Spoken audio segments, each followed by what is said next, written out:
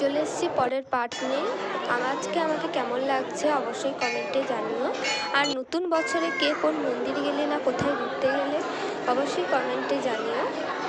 আর এই যে মা এখনও পুজো দেওয়া হয়নি, মন্দিরেই আসছি।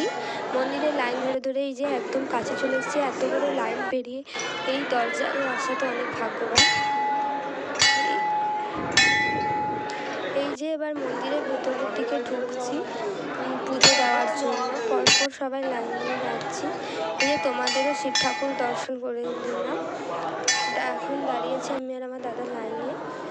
আর তোমার আশা করি তো নতুন বছরে সবার ভালো কাটুক এবং ভগবান করুক তোমাদেরও মনস্কামনা সবার পূর্ণ হোক।